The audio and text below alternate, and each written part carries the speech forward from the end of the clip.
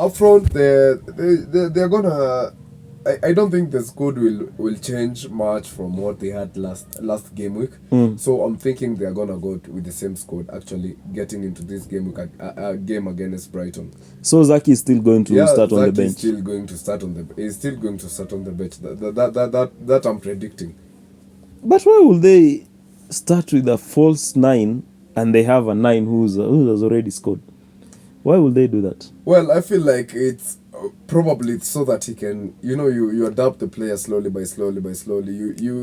Now that he's a game changer, you're gonna tell him on the areas where to come and fish in, because probably people don't know his gameplay. Yeah, I think that is the reason. Okay. I see. I get you. Personally, me on Zaki, he might start, considering the chances that those false 9 missed, the way he took his opportunity, and the fact that your formation, I think it favors a proper 9, because unaona kama ile header ya Bruno, it's not that he wasted the chance, but he's not a 9. True. If he was a 9, the positioning, the heading in the box, unajua kuna ile kuhead when you're in the midfield or in the defense, na kuna ile kuhead when you're in the box. True. So, and Zaki is a tall boy. He's 6 foot 3 inches. True. He's a tall guy. He's a tall guy. I feel like he gives them a different kind of output, and our player style flani ya kucheza. Like the crosses now, they can be coming, because in Dalot and Mazrui, they have good crossers. True, they have good crossers. True. Na plus, I enjoyed his link-up play, the way his runs. Zaki is based on so far the way he's played, I see like he's going to be a good addition for Manchester United. Okay. I now get to understand it. So I think maybe he's going to start, but then again, we don't know. We really don't know. We are just predicting. Yeah, we are just predicting. But otherwise, apart from that, it's the only match of a change that is going to be happening. Yeah, Rashford will still start. Sure. Bruno, Garnacho will still come from the bench. And Sancho might not even play, considering his transfer bound. Yeah. He's very much in the links. PSG want him. Juventus want him. And there's also that sneaky link from Barca, Brocalona. So, but if I was money, I wouldn't take your bidia. Hizo links za Barca serious, because Barca yenyewe hata kuregister player wako nao ni kazi. They are struggling. Wana struggle tu sana. So that is basically what I think from Manchester United. Also from Brighton, sioni much of a change. Mitoma lazima atacheza. Yeah. Mitoma, Adingra pale. Maybe Pedro will start. They could start with him. Yeah. It's going to be a very, very entertaining game pale hivyo Amex. Ali kickoff. The last time Manchester United played Ali kickoff, Martinez was sent shopping. True, very bad. He was sent to McDonald's. Hey. Go buy things and come back. Hey, Fabian Gross, he did wonders to that boy, man. Kukunjwa. He sent him for some fries and burgers. I'm also aware that Estupinan, Lamptey and Ferguson have all gone back to training, right? They have been back to training. Yeah, they have been back to training. So maybe one of them is going to come back. He's going to appear from the bench. True. So that's how things are looking up for the early kickoff. Then Minte, what about Minte? Minte definitely. So I think basically that's it for that game. Then pale hivyo, the next one on Saturday. Sorry, all of them are on Saturday. Yeah. As we have told you, your game in Newcastle, the only sure thing about, the only absent that we are sure about is Fabian Schär. Yeah, he will miss now the next 3 games, right? Yeah. Alafu pia Trippier bana. But the Trippier has not started the league. True. And I've seen somewhere that he's transfer linked. Are you sure? Yeah. For real? Yeah, there is Everton. Everton want him. Hey, Everton he's been linked with Everton. Trips to Everton, okay. So for Newcastle they'll be missing Trippier. They'll be missing... Okay, Trippier is available for selection, but I think Eddie Howe is playing with Livramento. Livramento. Remember, he's the younger guy, True, the former Chelsea kid. And basically now if Nani has to be transfer listed, that means he's gonna start stepping up as early as now. Yeah. And then it's the early games, kwanza build momentum, ashike kila kitu. So that is how Newcastle wameka. West Ham, they are confirmed that Todibo is available for selection. Oh. So maybe we might see a debut for Todibo. Okay. Could be so nice. Yeah. As well as the likes of Falkrug. Yeah, Falkrug, the new signings, right? Yeah. And Joachim Andersen. Andersen, by the way, is more or less arrived at amefika. So anaweza feature hata kesho. But no. Most likely atacheza nini? Atacheza probably game ya Fulham. Oh yeah. Sasa, but in fact there are no major hiccups in terms of selections nini kuja kuwa na major injuries. I expect most teams not to change their squads. True. Now basically more or less everyone is always fit at the beginning of the season. Saba au wenye tumwashow, but more or less all other players are fit for selection. There are no obvious absentees other than those who got the bookings. Yeah. Even Young also got a red card. Yeah, by the way, basi wa Everton, Young got a red card hiyo game yao na Brighton, so that one is a definite miss, and I think pia yake ilikuwa straight.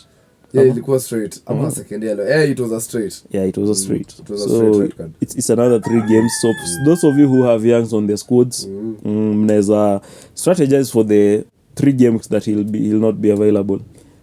True. And there are plenty of options by the way. As we've told you, we've always been telling you. Hii game week, I'm thinking sasa ndio kina Palma wataanza kudeliver. And maybe even Neto, if he starts, he might naweza choma shule. Naweza kuja kuchoma shule. Vibaya sana. Okay. But makes sense. But Cole Palmer, for those of you when you mkona Cole Palmer, I mean, now it's the start of something good. True.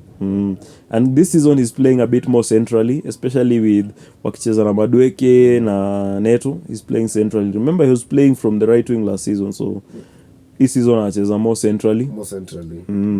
And maybe Dewsbury Hall atakuwa might have a returns. Nimeona hiyo game yao na Savetin, he had a couple of good passes, a couple of good link up play. He's been a prospect. And then Madueke, now that he's scored for them. Madueke, let's see if he'll make the team first. Okay. But he can also be a good addition. Yeah. But then again, Premier League opposition see the same na akina Soviets. True. So, a league ni tricks. And those themselves unaona vile walitukimbiza. So it's not a walkover exactly. True, it won't be a walk in the park. Yeah, it's the likes of Malo Gusto pia, this is a game that suits them, favors them. He's an attacking fullback. True. So maybe points are coming. And then sasa the elephant in the room, Manchester City versus Ipswich Town. Hey, that I'm feeling that. Watu wa Foden, time to rip. Watu wa Haaland, time to rip. Like Haaland can score 4 goals in that game. And they are at home. Hey. At the Etihad. That is a game for Haaland to just. Wasi wa Haaland, wasi wa Foden, hata KDB. Yeah, and especially pia KDB ataanza. This is a good opportunity. Like we are not belittling Sheffield, but then again Ipswich, I mean. We are not belittling Ipswich. Lakini game ya City, especially away from home, itakuwa noma. Itakuwa noma. First time in the league. It will be tough. No, already we lose their first game. That's the thing. So it's going to be tough for Ipswich Town. True. But anyway, let's see how things go. Predicting. Things unwrap. So if you're still limbering on the captaincy, pale hivyo consider nani Haaland is playing against Ipswich at home. So Captain Haaland. Then Foden owners, manze hata Vardiol inaweza kuongoza hizi ni one of those games that he proves to be a very very good differential. Vardiol, yeah, true. Because he'll be playing up front sana. So that is how we are looking at FPL. And then, of course, Saka against Villa. I mean, if you watched Arsenal games last seasons, zile teams zenye Arsenal only drop points contentiously ama just like that, in the second part of the campaign walizipita nazo. Kina West Ham, kina Newcastle, kina Brighton, you know. It's like a grudge match. Tunakuja kulipisha. So I also sense this against Aston Villa itakuwa like a grudge match because literally they are the ones who stopped us from winning that league. That will be 100% a grudge match. That one ile kuchapa na mauchungu. Na tukiconsider kwanza bana, there are so many aspects this season that Arsenal want to improve. True. I think it's winning those games that at the end of the day zitakuwa zina matter sana. True. And Villa is one of them. 100%. Because unaona this season we are playing 4 away games in our first 10 fixtures against teams that finished in the top 4. True. In the top 6, sorry. Tunacheza na Spurs, tunacheza na Villa, tunacheza na City. All of them away. Away games. Before we finished our first 10 games. Nice. We are very ready for that. We are ready for them. Sasa lazima. Anyway. So the likes of Saka is a good option. Someone like Odegaard. Yeah, Odegaard had a good game. Even Kai Havertz. And then again, you know, now that Arsenal have completed the signing of Mikel Merino. Yeah, even his medical is scheduled for today. Later today. So there's an off chance that he might make that game for Villa. Like technically he is available for selection. Hakutakuwa na shida na ligi ati hajafika within the certain timeline. So if they decide to utilize him, well and good. True. 100%. But Mikel Merino is arrived. Mikel Merino amefika. Signing in on a 4-year deal with an option of a further one. Yeah, 30 what? The fees? The fee is 33.5 and itakuwa na 5 million euros in add-ons. Yeah. So that's it comes to around 29-30 in terms of pounds. Yeah. It's 29 plus the rest of the 4 is on add-ons. Yeah. So that is how things are looking. Also by the API, there's another move. Come on. I'm forgetting. It's going to come either way as we go through it. So that is how itakuwa Arsenal versus Villa. Yeah. And it is a Saturday night football kind of match. Yani ile kufunga usiku. Ile ya kufunga games kesho. It will be Saturday night football to just close out the things. Yeah. And it is a big game. It is one of those big, ni ile mshaanza kucheza big game mapema. Ndio, very early. It has some consequences mapema because you see if Arsenal lose the game, it's a dent to their league ambitions. True. If Villa lose the game, it's a dent to their season as well because unajua they're also playing in the Champions League for the first time in almost 50 years. There's a lot to it.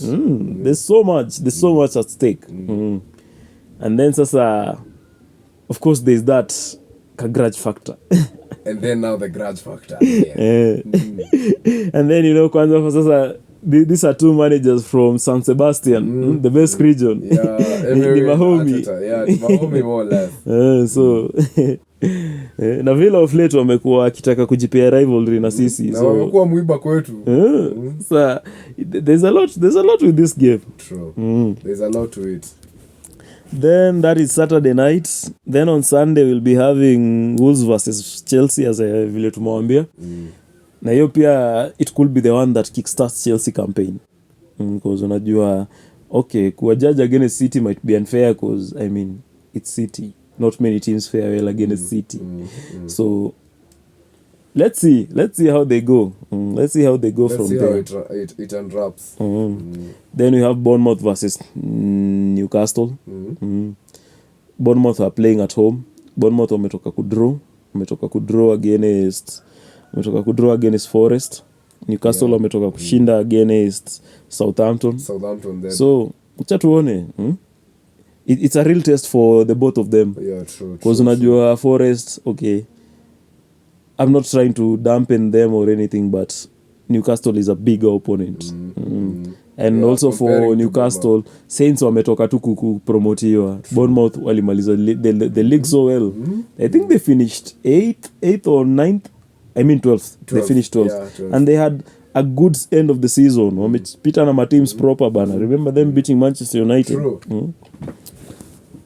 So itakuwa a real test for the two of them. Hata ndio tuweze kuona those people life after Solanke. True. How do they nini? But you have seen Semenyo pulling up. Yeah. So it is also promising. Yeah, it's promising. So that is Sunday. And then the last one for Sunday is whereby GTG was telling us kunaweza kuwa na flames, the fireworks. Liverpool Brentford. Hey, Brentford wakiamua wanaweza kalia live mbaya sana. Kabisa.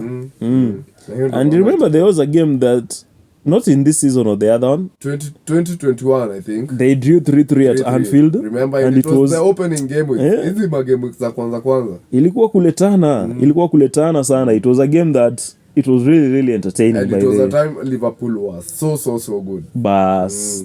So this one it promises to be yet another exciting one. Maybe it could be another one. Itachangamsha sana. Like it's a good watch. True. For those of you who are just neutrals and you want to watch a good game of football. That's the thing. And you see even the timing. Kasande jioni. Just before when you're closing your day, before you get ready for Monday. Yeah. So those are the fixtures. Na hatujapea watu predictions bana. Hatujapea watu predictions, hatujaambia watu cause I feel like I'm feeling lucky this weekend. I'm feeling kind of lucky. You might want to be lucky. I'm feeling like tukiekelea pale hivyo mama CS kadhaa. I might be walking away from with some proper money. Oh, very nice. So, Man United versus Brighton. I'm predicting a 2-1 home win. Yes, Brighton. I think I was also feeling the exact same thing. 2-1 home win. A 2-1 home win. Yeah, Manchester is gonna lose tomorrow. At best, maybe a 1-1 draw. Hata hiyo draw misioni. Like the way Brighton are playing and the history of Man United and Brighton, especially the last few games, imekuwaga hivyo. So I also was going with a 2-1 win to the other side, yeah. Then the next one is Palace and West Ham. Palace West Ham. Unaonaje? Palace West Ham. This I'm gonna give it in the favor of the home team. The home team? Yeah, the home team. I'm seeing a draw. A draw. A 2-2 draw. Yeah, I may feel like Palace they're gonna take this one.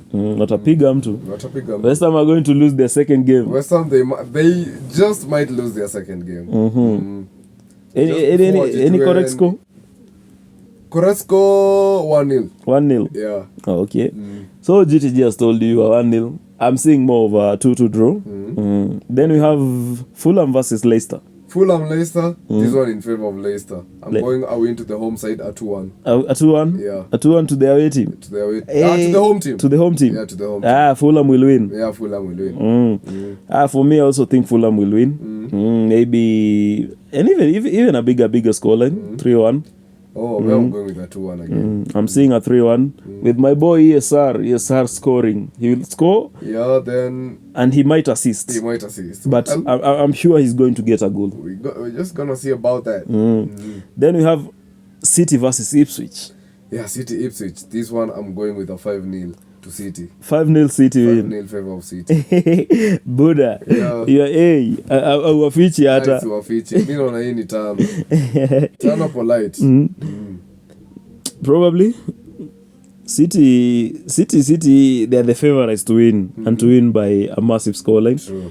But personally me naona 4-1. 4-1. I think City clean sheet. Kuweka nayo ni trick. Simi naambia Ederson waeki clean sheet. Although he did put a clean sheet in the game against Chelsea. But I don't know. Kuna venye City wakikaa watapatikana kamoja. So I'm thinking a 4-1 win. No problem. Or maybe even a 6-1, but 6-1. I will lean towards a 4-1. Bado sijaona City wakiwa ruthless your design. So I would go with a 4-1 win. Okay. Southampton versus Nottingham Forest. Southampton versus Forest. I feel like these on Forest are gonna come for it. I just don't know why. But I feel Forest they're gonna watakuje you win. Yeah, watakuje you win. So you're seeing a Forest win? Yeah, Forest win. I'll go with my second draw of the weekend. A 1-1 draw. Yeah, could be also a draw. I'm thinking Forest. I'm thinking it's a draw. It's a draw. Southampton, they're not that half as bad. Yeah, they're not. And that they're at bad. home. Their first home game in the season, back in the league. True. So I think itawapea momentum ingine, and then Forest will nick it. Yeah, okay. A draw makes sense. Kind of makes sense. Yeah. Spurs Everton, the one that I was telling you where the surprises will come. Yeah, now this one is when I'm seeing a draw now. I'm seeing a 2-2 draw, like just the way you said it. Yeah. But this one will be a very, very tight affair. I think Everton they want to you kuchapwa nyumbani. It's sort of it was a wake up call. It was a wake up call for them. So lazima wajikwamue na wajiprove. Na ujue sasa Everton kulingana na vile last season performance ilikuwa. If they start losing those games, if they start losing hivyo kuchapwa, like tumechapwa, they'll find themselves in those relegation spots. Very easily. Very early on. Sana. So for me, I'm thinking a 2-2 draw. It's going to be a high scoring draw. Because Spurs, they are not exactly fluid. Awako clinical as well, Ivo. But I think Dom Solanke will score. He will score. Okay. But they will draw 2-2. Okay. I also felt that it was a draw. Actually, I had said it. Actually, you're the first one. You are the first one to say it's going to be a 2-2 draw. Then again, Villa, Arsenal. Villa, Arsenal. I'm leaning towards my boys. I know we'll do the job right this time. I feel like this time it will be a 3-0. I just don't know why. I'm not seeing the huge scoreline, but I'm seeing an Arsenal win. Probably a 1-0 win or a 2-1 win, because Villa pia they're tough. And then there is also that like a boogie factor that go away from home. True. So I'm thinking maybe a 1-0 or a 2-1 win. Yeah, I'm still sticking with the 3-0. Yeah. Seeing us demolition. This game has a lot at stake. It holds a lot of sentiment. Yeah, it has a lot of sentiment value, man. Okay, so that is your Saturday predictions. Yeah, that is my Saturday predictions. Sunday we only have Newcastle, 3 games. Yeah. Bournemouth, Newcastle, Wolves, Chelsea, and Liverpool, Brentford. Now this is where I'm seeing my first draw on Bournemouth, Newcastle. I just don't know why. But I'm saying like it's gonna be a draw. Yeah. A draw. As for me, I'm thinking a surprising win for Bournemouth. A surprising win for Bournemouth. Okay. Something like a 2-1. Not bad. Or even it might be high scoring like a 3-2, but they will win with a 1-goal margin. The 1-goal margin. Okay. I don't know how, but I feel Bournemouth will nick it in. Okay. For the home advantage. Okay. So maybe Isak is going to get his first goal in the league in this season. He's going to get his first goal of the season. Absolutely, that could happen. That one I'm sure he's going to reward us. Okay. Then Wolves versus Chelsea, I'm predicting a Chelsea win. A 3-1 win. 3-1. Yeah, true. Cole Palmer there. Palevo, Malo Gusto with an assist. Do you see like Jackson watachukua more? Will this be the day? No. He doesn't. High late. I give. Nah. Okay. I just don't see him. Okay. I just don't see him because there's even a possibility anaweza kosa kucheza. True. Ama atakuwa sub down. Makes sense. Then Liverpool versus Brentford. This one I'm predicting maybe a 3-3. I just don't know. Yeah, you're feeling a 3-3 draw. A 3-3 or a 3-2 in favor of Liverpool, but a 3-3 maybe. Could take us back to that season we just recapped about. Yeah, by the way. Personally, I'm seeing a Liverpool win. Probably it will be a goal fest. It will be a goal fest. You have that feeling. Maybe a 4-2. I'm seeing a 4-2. Okay. But 4-2 4-2 in favor of Liverpool. Yeah. Could make sense. Yeah. But that could really make sense. But it won't be like actually a proper whipping.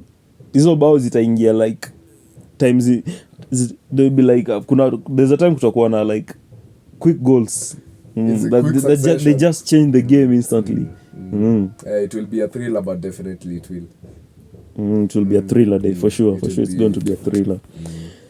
So, guys, that is how we are looking for game week 2. We've told you our teams, the way they are positioned, our captaincy options, and why you should, and who you should captain. Tumewambia vile kumekaa. So, last but not the least, we want to close with a little bit of transfer. There is not a lot on the move, but there's still something on the move. True. So, as we are telling you, Merino to Arsenal is a done deal. Alafu, there's a good chance Manuel Ugarte will be a Manchester United player by the end of the window. There's a proper good chance because like the deal is in the final stages. So probably next week he will be unveiled. And then there's the prospect of Kieran Trippier joining Everton. The prospect is there. He's on his last year and slightly out of favor at Newcastle United. You know, he's a bit older compared to the young guns that are available there. So I think the move is going to materialize because, you know, still a lot of moves in the Premier League, they're like just waiting for a ticking bomb. The transfer deadline day will be busy. It will very busy. I'm sure even most of the transfers we're gonna see, even surprise ones, they're gonna happen on the deadline day. Yeah. It will be a very busy last week. On the deadline day. Also, Oliver Skip has joined Leicester City from Tottenham Hotspur. Actually, he joined in just before Friday. Yeah, he joined in just before they played, but he was not eligible to face because he was not registered on time. But actually, he could have played. Okay. So, Oliver Skip ameingia pale hivyo Brentford. And then you remember we told you about Cavallo from Liverpool to Brentford. And then there might be a move for Tony. For Tony. Before the end of the transfer window, Tony might be on the move. No solid concrete thing happening. As well as Nketiah to Forest. Nketiah to Forest, yeah. Nketiah. That is actually the most likely to happen. Actually, he's called Nketiah. Nakumbuka nilikuwa naona Premier League pronunciations. The player themselves now telling the Nketiah. He said anaitwa Edward Nketiah. So, Mr. Nketiah might be on the move to Forest. And I don't know if Reece was actually linked with the move, but so far nothing has materialized. Okay. And then Sterling, as we were just talking in the first segment of the show, we were telling you Sterling, at this point, his best option is to leave Chelsea. Sorry? Sterling. Oh yeah, for Sterling. Yeah, Sterling is gonna leave Chelsea. That's for sure. We have actually discussed it. Yeah. And then also we have Ben Chilwell. You know, he's been deemed surplus to requirements, so PIA most likely before the end of the window, he might, you know, those surprise deals. Because so far there are no links with him. True. Lakini the coach has already showed him like he's not having him in the team. Plans. So the best thing for him is to look for a club. 100%. And there are teams, you know, who need defenders. We are not talking about Manchester United. But we're just saying. But we're saying there are teams who need defenders. Yeah, true. So, Gundogan is back. Back at City. Yeah, back at City from Barca. What do you think? Well, I think that he's coming maybe to hang his boots. But I feel like it's a good move bringing now back the experience. But I'm not sure. I come to think of it. I really don't know how we feel about it. Gundo being back, bana. Gundo being back. You know, last season, amecheza a whole season without getting injured. True. He was fit the whole of last season, and he had good performances in that Barca shirt. For City, we really saw that lack of Gundo last season. So I feel like Kovacic was not exactly. But for those who know, they could really see it. You could see like some games they struggled, and you're like, if they had Gundo, he was clutch, especially in those last few games, crucial games. Gundo is so nice. And then also the leadership. You know, he was their captain. So leadership pia pale hivyo, the leadership group inaongezeka. Especially and the experience, as you've just said bana, ile ni experience ingine mwenda. And you know they'll be playing also in the Champions League, looking to take back their crown. So ngoma ni noma plus hiyo load their games, they need him. Even for the depth. And then probably ndio pia hata wasi overdo sana on KDB, because you know last season he missed a huge chunk because of injury. So pia if you can be able to balance his minutes and manage him well, KDB and Gundo, they could be the difference bana. They could be the differentials. So that is how things are looking like so far in the transfer. Pale hivyo, I've not yet had any other move. No any other concrete. If anything materializes, we'll keep you up to date, definitely. We'll keep you updated. We'll keep you in touch. We are here for that. That's why you gave us a job, and we are doing the job. Anyways, so that is how pretty much the football world kumeka. And as we told you, Europa Conference League, watu wa Conference League na Europa wameanza kucheza. So wasiwa refresher things. The second leg of the Chelsea Saviet game itachezwa next week. So let's see how it unwraps. Anyways, what do you guys think? Mnaonaje? Who will take in the crown? By the way, there's a very, very important thing we missed out, and I think it's because we hadn't been able to do a pre-season before the season begin episode. But anyway, we are not too far lost. It's only game week 1. So give me your predictions for the top 4. Give me your predictions for the relegation candidates. Give me your prediction for Golden Boot winner. And I want you to give me your predictions for the signing of the season. So far where we are. Now for me, for the top 4, definitely, I'll go with Arsenal. Arsenal, I feel, will carry the day this season. Then City, definitely. Then Liverpool. Those are the top 3. Then the 4th one, it's going to be a highly contested between an underdog, of which I don't know whether Villa, they are going to do it. It's going to be a competition between Villa, Spurs, and maybe Manchester. For 4th position. So who do you think, if you were to put it to a name, where would your money be on? My money, I would put my money on Manchester United. Yeah, Manchester United. So your top 4 is Arsenal, City, Liverpool, Man United. Man United. And who are the relegation candidates? The relegation, I'll go with Ipswich. Ipswich, I feel like they're not gonna make it further in the league. Then I feel like Leicester, I feel like they're gonna fight, but Southampton, I feel that like they're gonna go down again. And who else? The third one. I feel who else do I feel? And now I feel like Everton, but I don't know, for the third one. I'm still contemplating, but you're still there. Yeah, I'm still there. You'll definitely tell us. But I have to. But I feel like that is a tough one.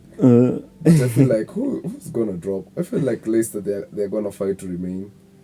But I feel like this is gonna be highly contested. Okay. I'll go as you figure it out. Let me figure it out. Who do you think is going to carry the day in terms of the goals? In terms of the goals, you saw last season's competition. There it was. So Solanke, Watkins, Haaland, and Palmer. And Isak. I feel this year Isak is gonna do the great things. He's going to carry the day. He's going to take the boot. He's going to dethrone Haaland. I have the feeling. But again, Haaland, I feel Haaland is unbeatable. He is unbeatable. I feel like he is gonna. Sorry. Yeah, it's fine.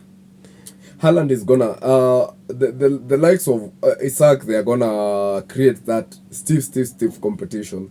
But I still feel Haaland is gonna take the day. His third one. Yeah. His third one in 3 consecutive seasons. That one I'm not having a doubt. That one will be historical. It will be historical.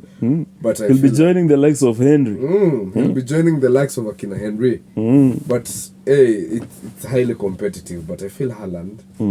You see the goal he scored on that game on the game. You see, did you see that goal? Yeah. So it tells you like he's here. As long as he's in that position, as long as he got the ball, he's gonna score. Okay. So who is your signing of the season? And my signing of the season? No. We have Neto to Chelsea. We have Euro to Man United. We have Calafiori to Arsenal and Merino to Arsenal. Then we have Savinho to City. Then we have Solanke to Spurs. I feel like then we had Zaki to Man United. To Man United, yeah. But for my signing of the season, I think it would be Solanke to Spurs.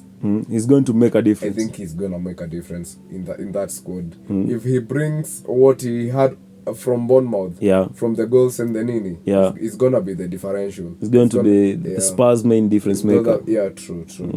That's my feeling. Okay. Yeah. I hear you.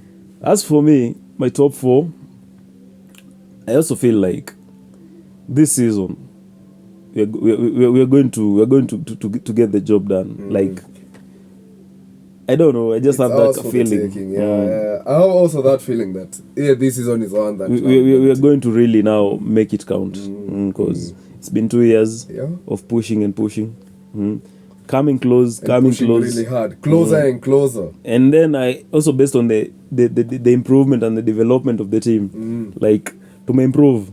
Things are happening, and in terms of depth, we are adding on the depth. So, and it's not just any kind of depth, experience, quality depth. So,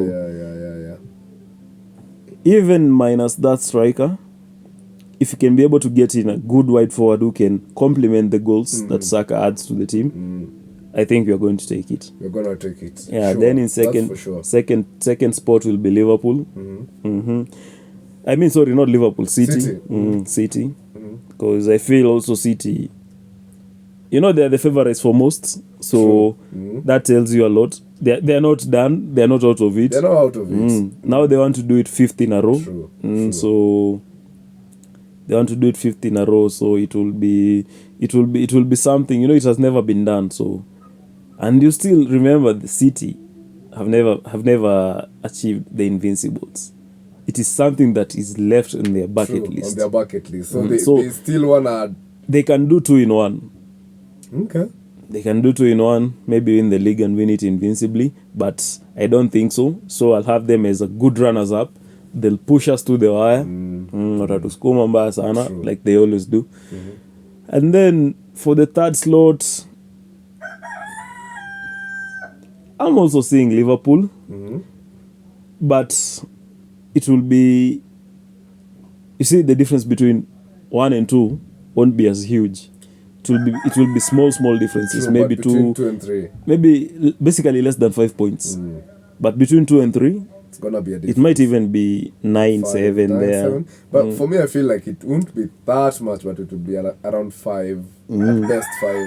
For me, I'm thinking it can be 9 or 7. Like. Okay. They'll be the better of the other lot. True. Because from the other lot, I see Manchester United, I see Chelsea, I see Villa, I see Newcastle. True. And from that pack, Liverpool are the better ones. True. So they're gonna clutch it there at 3. So I think Liverpool will be the best second runners-up team. Okay. Okay. They'll be 3rd. Alafu 4th pale hivyo. Probably Aston Villa or Manchester United. Okay. A tie between those two. Because based on how they are building, based on how Manchester United has been, I'm probably seeing them surprising people. Okay. But, and then even Villa, they might consolidate themselves there. Like last season. Yeah. If I were to put it to a name, if I were to put my money on something, I will put Villa there. You would put Villa there. Okay. Okay. All right. I will put Emery there. So that is how my top 4 looks like. My signing of the season, I would have to go with Savinho. Savinho to City. Okay. It seems like he would be the difference maker. He's going to make a huge difference because based on how I've seen him play, he reminds me of Mahrez and Kumbusha Mahrez hivi. And it is an area where by City, remember, they don't have much on the right wing. Right now they're using Doku or they're using who? Right now they're playing with Bernardo, but not as a wide option. True. Like as a wide forward. True, and the wide forward. Yeah, true. And so he's coming inside more. He's cutting inside more. So, and I think he adds flair. He adds flair to the game because already they have that in the left wing with Doku and unpredictability. So now they bring it on the right side. True. No, with Bernardo, right. And then they allow their, especially when playing in a 4-1-4-1, and now Gundogan is back, so they can play in a 4-1-4-1 with Foden and Gundo here. True. Or Foden and KDB. Or Gundo and KDB. They have options. And then they washikiliwe pale hivyo na Rodri. True. And then they have the likes of Stones joining in that midfield. So that makes sense. It add up. I think Savinho is going to be not exactly the difference maker, but he's going to be someone exciting to watch. Absolutely. He's going to be someone exciting to watch. Okay. As for the golden boot, this time I don't see Haaland retaining it. Last season he was this close to losing it. True. Palmer had 22 goals. Watkins had 19 goals. None of them were penalties. True. And penalty goals. Isak had 17 goals. 18 goals there. So Lanke had 19 goals. So who are you thinking is gonna come for it? For the golden boot, I'm thinking probably Watkins. Either Watkins or Salah. Because you see, even Salah had a good first half of the league. Yeah, pretty good first half of the league. At some point in time, he had 16 goals and assists. 16 goals in all competitions, and it was in December. True. So the only thing that really made Salah to lose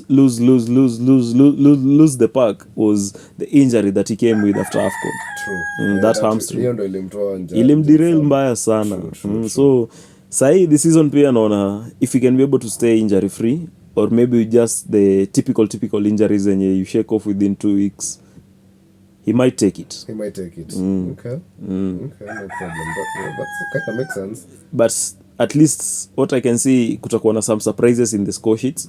Not that they will take the boot, but they will compete like we've never seen them before. True. I can see Havertz going on double digits again.